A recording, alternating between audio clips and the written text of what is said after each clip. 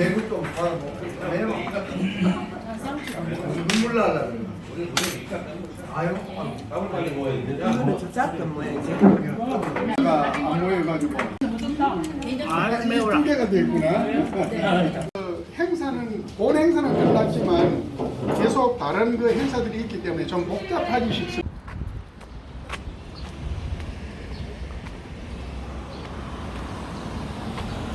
문창 그 기념사진. 본청 방문 기념사진.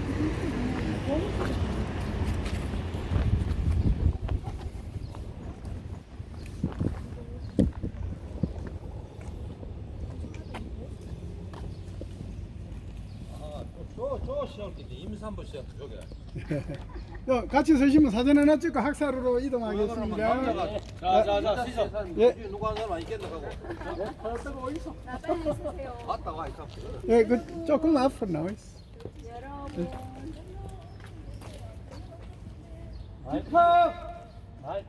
이게 안 될 때는 요 하면 안 돼. 요. 사진 찍습니다, 사진. 많은 데 빼면 돼. 자, 찍습니다. 정말 빼면 없는 사람 빼면 돼. 사람 낀다. 하나, 둘, 짠. 찍었습니다. 그래 되게 많은 사람 발만 딱 끼고. 그냥 가, 이거 한 거.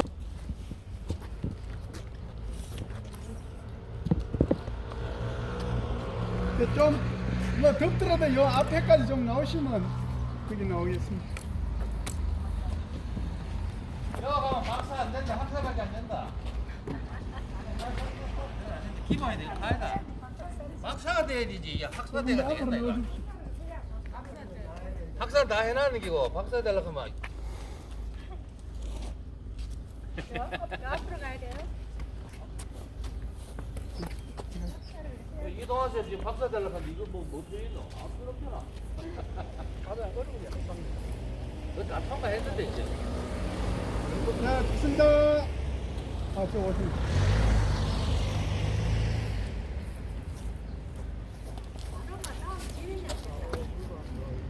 이게 너무 좀 더 깨지니 머리가.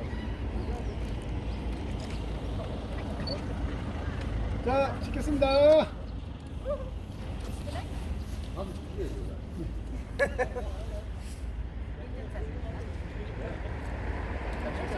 찍습니다. 하나, 둘, 네. 2차 인생. 빨리 안 합니다.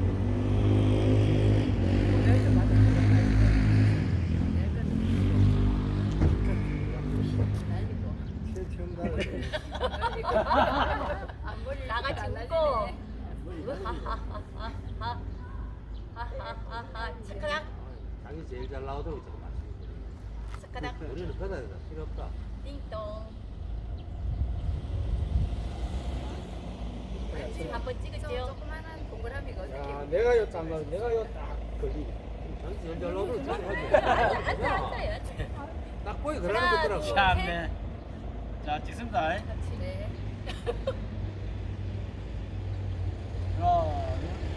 바람 부른다. 하나, 땡. 됐어.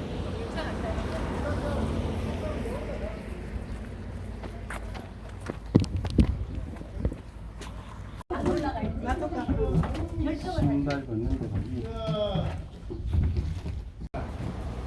원래 이 학사를 처음 찬 거는 최 선생님이 위해서 이루어졌답니다. 그래서 최치원 선생은 학사라고 표현했기 때문에 최치원 선생이 처음 만들 때는 요 지금 업이 아니고 저쪽 그 언덕 위에 함양 돌아다 보면 언덕 위에 관빈이라는 데가 있는데 그때 신라 때는 거기가 관이 있었답니다. 그래서 지금 마을 이름이 관빈인데 그거는 관둘레 마을이겠죠, 그죠? 관청이 거기 있었는데 아까 1380년에 무슨 일이 있다고 그랬습니까? 외부가 쳐들어와가지고 사근산성이 절단나고 함양 다 불태우고 할 때 다 타버렸답니다. 그리고 나서 군이 이쪽으로 옮긴 거예요. 군청이 옮겨가지고 이제 그 공원이 있고 요 학사루가 저 안에 초등학교 안에 있었습니다. 우리 중학교 다닐 때까지만 해도. 그러다가 여기 이제 요 앞으로 이전을 했는데 최초 세울 때는 최치원 선생이 세운 학사루인데 오랜 세월을 거치면서 또 뭐 새로 퇴락되고 새로 만들고 안 했겠습니까, 그죠? 그러다가 이 학사루, 이 건물들, 이거는 정말 지은 지 오래된 건물인데 이 학사루에서 어떤 일이 있었느냐 하면 임진왜란 때, 임진왜란 이전 이야기부터 해야 되겠다, 그죠? 정필제 김종직 선생이 함양 군수로 와 계실 때 유자광이 이곳에 왔었어요. 그런데 유자광은 그 당시에 경상도 관찰사였습니다. 유자광은 을자였어요. 을자. 옛날에는 조선 때는 신분사회 아닙니까, 그죠? 양반 자제들이 아니면 학교 시험 못 봐요. 출생 못 해. 그런데 그 양반 자제 적자들만 가는 건데 서자가 돼도 못 할 건데 을자이 서자와 을자는 어떤 차이가 있어요? 서자는 그렇게 서자는 적자는 어머니 아버지 본 부인 사이에서 나는 게 적자다. 서자는 본 부인이 아니라 첩에게서 나는데 그 첩도 양반의 경우에 양반 아버지의 그 평민 첩 아들이면 서자예요. 그런데 그 첩이 천인일 때 그때는 을자가 되는 거예요. 그런데 유자광은 을자예요. 서자도 아니고 을자. 아버지는 부사를 지낸 양반이었지만 어머니는 관비 출신의 을자예요. 그 시대 상황으로 봐서는 도저히 출세할 수 없는 사람이에요. 그런데 이분이 그 남이 장군의 그 어떤 잘못을 제기해가지고 1등 공신이 돼요. 남이 장군. 그래가지고 남이 장군을 무고해가지고 남이 장군이 일단 남이 장군은 26살 때 병조 판서를 지냈던 분 아닙니까, 그죠? 세종의 그 이집이고. 그런 그 남이 장군을 무고해가지고 문제를 일으키고 그 공으로 1등 공신이 되고 그 다음에 또 예종이 그 하고 나서 응극하고 나서 처음에 또 어떤 무고가 있어가지고 또 한 번 1등 공신 자기를 줘봤어요. 을자였지만 당시 최고의 권력층에 진입할 수 있었습니다. 그래도 경상감사로 있었는데 그 유자광의 고모가 바로 이 함양 시곡이라는 곳에 시곡 수요마을이라는 곳에 살고 계셨대요. 그런데 을자로서 대접을 못 받고 할 때도 고모는 자기 조카를 아마 가둬버렸던 모양이에요. 그래가지고 경상감사로 와가지고 이곳에 이제 도지사가 돼가지고 왔으니까 군에 순시를 하며 왔는데 여기 이제 고모한테 인사도 드리고 여기에 순시도 하고 하려고 왔는데 정필제 김종직 선생이 유자광이가 아주 못마땅한 거예요. 정필제 선생은 그야말로 도학자거든요. 그 남이 장군 같은 사람을 그 무고를 해가지고 낙마를 시키고 죽이고 하는 그런 그 인간 취급을 안 하는 거예요. 관찰사가 온다 하는데 다른 핑계 대고만 나가버리는 거예요. 그리고 청을 이어를 비우고 저쪽 이연대라고 관리 입자에 숨을 넣자 이연대라는 게 저쪽에 저 아래서 산 저건데 그쪽으로 막 그냥 피신 갔거든요. 그런데 그때 이제 유자광이 와가지고 상림도 구경하고 오늘 우리처럼 상림도 구경하고 이 지역을 둘러보고는 이 학사루에다가 그 감흥을 적어서 시판을 걸었답니다. 시판을 걸었는데 그 이제 김종직 선생이 와서 보고는 이런 인간 같지않은 놈이 실수놓고 갔다고 시판을 없애버렸다. 그래 이제 이게 좀 엉어리가 져 있었는데 그래도 그때는 그냥 넘어갔답니다. 그런데 나중에 또 이극돈과 또 문제가 생기는 게 이극돈하고 그 전필제 김종직 선생의 제자 타경 김일손 선생이라고 있었는데 청도 사람 타경 선생이 사실은 이극돈과 친구였답니다. 친구였는데 그 친구인 이극돈이 전라도 관찰상가 나가가지고 어떤 잘못이 있으니까 비리가 있으니까 그걸 탄핵을 해요. 그래가지고 쫓겨나갔어. 그걸 갖다 꽁하고 있었는데 이극돈이 나중에 실록청의 당상관이 돼가지고 가서 사초들을 쭉 보다 보니까 하경 김일소이가 써놓은 사초에 조의제문이라고 하는 의제의 죽음을 갖다가 항우가 의제, 조카 의제를 갖다 몰아내고 뭐 하고 하는 그 과정을 글로 써놓고 탄식한 그 글이 있는 걸 보면 이거는 세조가 단종을 쫓아낸 걸 비유한 거다.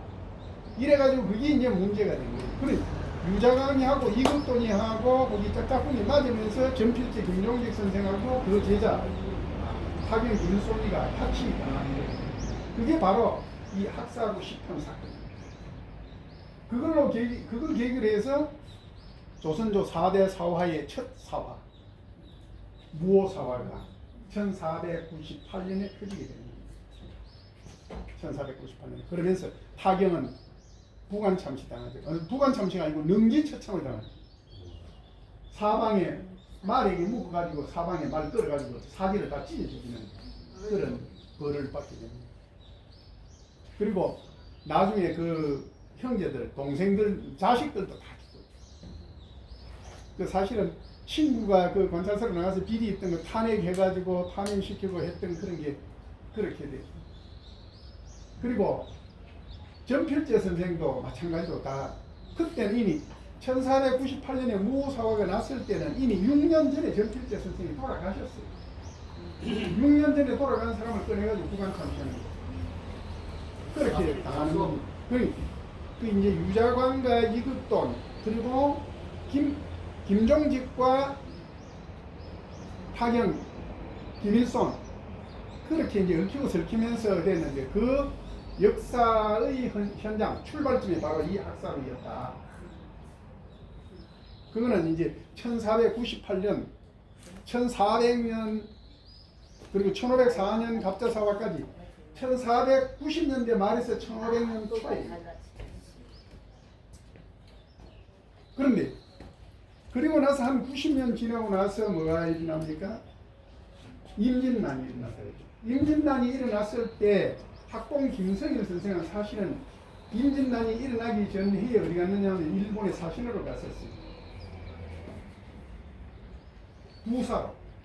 정사는 황룡길로 갔죠. 정사는 황룡길이 가고 부사는 학봉 김성일 선생이 갔는데 가서 보니까 이거 완전히 이 또 효부미의 상을 보니까 또 그 대접을 하는 거 보니까 완전히 이건 이제 전쟁이 나겠다는 걸 알고 정사에 있는 황룡길은 일찍 돌아와 버립니다. 그런데 국서를 가져왔는데 임금의 문서를 가지고 외교 문서를 가지고 왔는데 국서를 가지고 가면 국서로 답을 받아와야 돼요. 그런데 답을 안 주고 자꾸 묻히는 거예요. 학봉 김성일 선생이 이런 일은 있을 수 없다. 그래서 끝까지 기다려가지고 답서를 받아가지고 돌아옵니다. 몇 달 늦게. 정사는 일찍 돌아와서 보고하기를 곧 일본 놈들이 쳐들어올 것 같다. 곧 전쟁 날 것 같다. 이렇게 보고를 했고 일본에서 끝까지 그래서 이제 국서, 답서를 받아가지고 왔던 학봉 선생이 오면서 보니까 이미 전쟁은 나지도 않았는데 이미 곳곳에 다 백성들이 피난 가거나 그 관리들은 숨어버린 그런 곳들이 부지기수다는 거죠. 그래 자기가 와서 꼭 전쟁 나겠다고 이야기하면 안 그래도 일이 흐트러졌는데 전쟁도 나기 전에 나라 흐트러지면 무너지겠다. 그래서 와서 보고할 때 선조가 어떠냐 물었을 때 꼭 전쟁을 일으킬 거라고는 볼 수 없을 것 같다. 빙 에둘러서 이야기를 합니다. 그런데 그 사람들은 다 좋은 걸 믿고 싶어 하잖아요. 전쟁이 안 날 것 같다, 안 날 수도 있다고 하는 그 말을 믿은 거예요. 그리고 김성일을 이쪽에 경상도에 관리로 내보냅니다.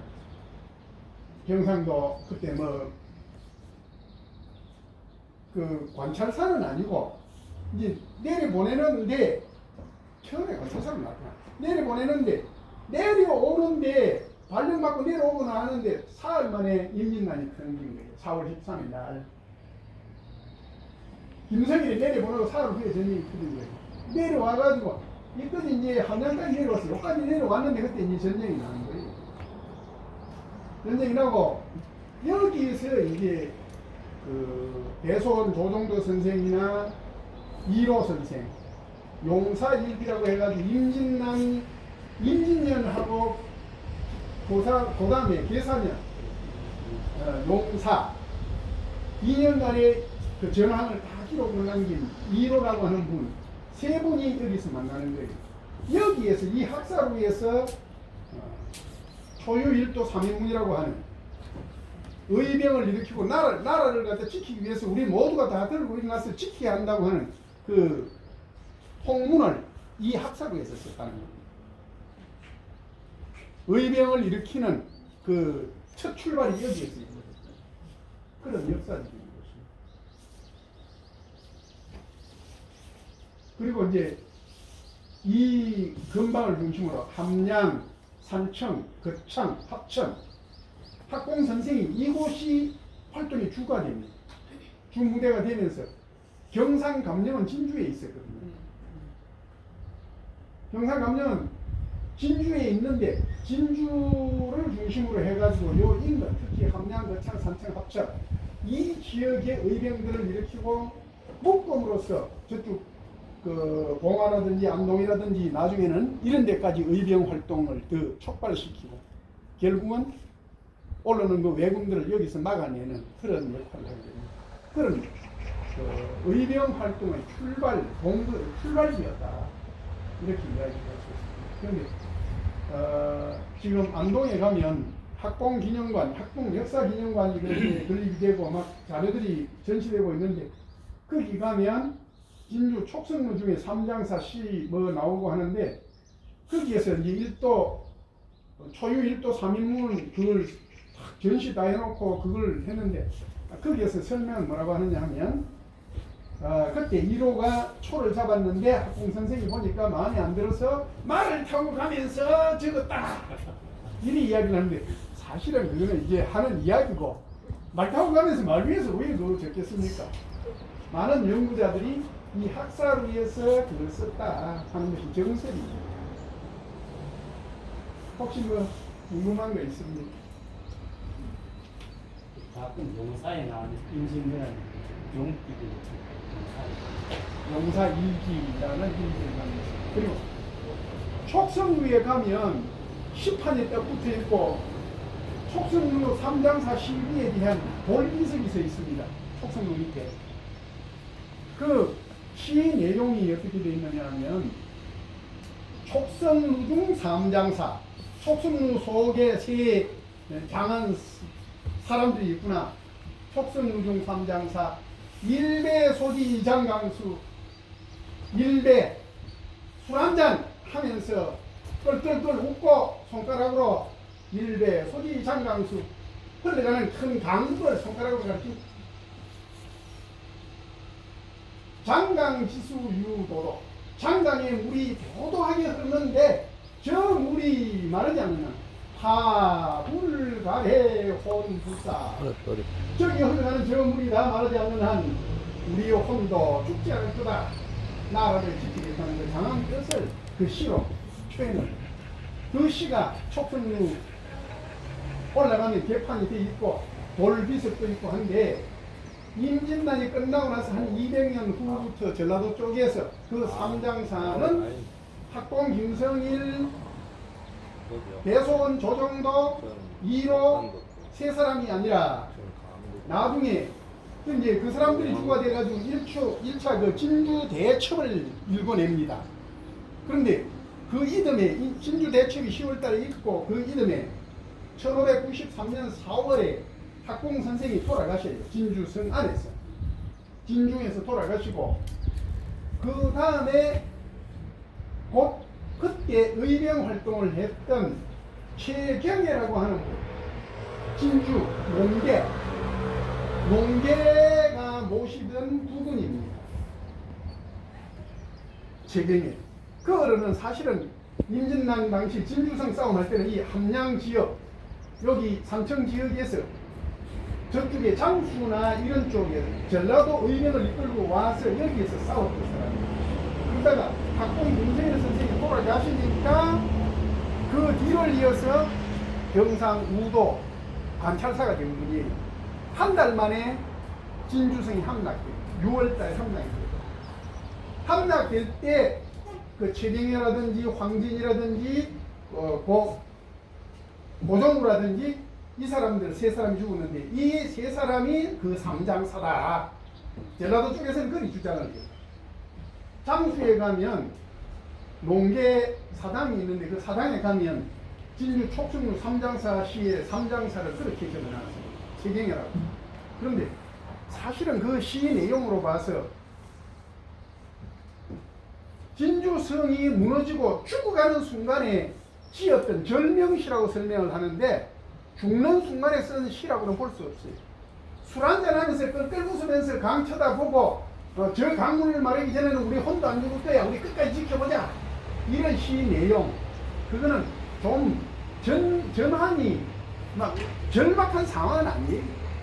그 시 내용으로 봐서 학봉 김성일 선생, 조정도, 이로 세 분이 맞다. 그리고 또 기록상으로도 한 200년 전에 임진왜란 끝나고 나서 임진왜란 끝나고 바로 삼장사 시는 이 사람들이라고 다 입증되고 있던 게 한 200년 후에서 엉뚱하게 그 사람들로 이제 전라도 쪽에서 주장을 하고 있는데 그건 아니다. 요새 연구자들이 그걸 밝혀서 이야기하고 있습니다.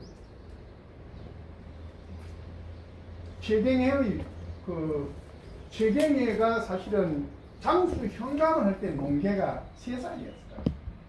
3살이었고, 그 7살, 3살에서 한 7살 때까지 아마 장수 현감을 한 것 같은데, 그때 그 농계는 그 서상 사람인데, 함양 서상 사람인데 60년을 넘어가가지고 할아버지가 서당을 했답니다. 그러면서 거기 이제 농계 생가마을 있는 그때 이제 자손들이 커져가지고 주시 마을이 형성이 됐고, 근데 지금은 거기가 완전히 농가 생가프로 해가지고 전라도 쪽에서는 완전히 성역화해 놨습니다. 역사적 사실, 우리가 알고 있는 사실 다른 게 많아요. 여기 학사로 예정에 없던 학사로를 와가지고 우리 조금 시간이 일체됐는데 바로 남계서울로 가겠습니다. 남계서울에서 뵙겠습니다. 고맙습니다.